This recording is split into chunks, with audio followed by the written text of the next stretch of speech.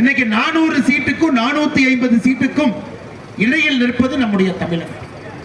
இங்கே 39க்கு 39 பாராளுமன்ற உறுப்பினர்களையும் கூட பாரதிய ஜனதா கட்சி, தேசிய ஜனநாயக கூட்டணி, பாரத பிரதமர் நரேந்திர மோடி அவருடைய கரப்பத்தை வலுப்படுத்தக்கூடிய 39 கொடுத்தீங்கன்னா 480 எம்பி. ஆனா இன்னைக்கும் நாம மாத்தி திமுகவுக்கும் பங்காளி கட்சிக்கும் ஓட்டு போட்டோம்னா பாராளுமன்றத்தில் 2 ரூபாய் வடை சாப்பிடுவது மட்டும்தான் அவர்கள் வேலையா இருக்கும். அடுத்த 5 ஆண்டுகள் 2024 29 நம்முடைய வாக்கு திராவிட முன்னேற்ற கழகத்துக்கு நீங்கள் போடுற ஒரு ஓட்டும் கூட அது குப்பை தொட்டியில போடுற ஓட்டுங்க. அதனால ஒரு பிரயோஜனம் கிடையாது. போட்டு பார்த்தாச்சு.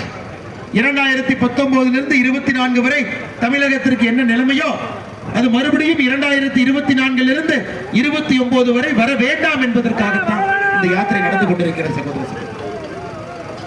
நம்முடைய எம்பிக்கள், நம்முடைய பாராளுமன்ற உறுப்பினர்கள், நம்முடைய சொல் பேச்சு கேட்கக்கூடியவர், மோடி ஐயா கொடுக்கக்கூடிய வளர்ச்சி திட்டத்தை நேரடியாக மக்கள்கிட்ட கொண்டு சேர்த்து கூடிய தகுதி இருக்கக்கூடியவர்.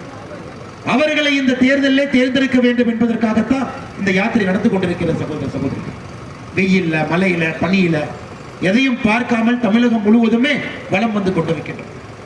காரணம் ஐயா, இங்க இருக்கக்கூடிய ஆட்சி என்பது மக்களுடைய உழைப்பை எல்லாம் சுரண்டி ஒரு குடும்பம் பிழைப்பதற்காக இன்னைக்கு திராவிட முன்னேற்ற கழகத்தினுடைய ஆட்சி இருக்கு.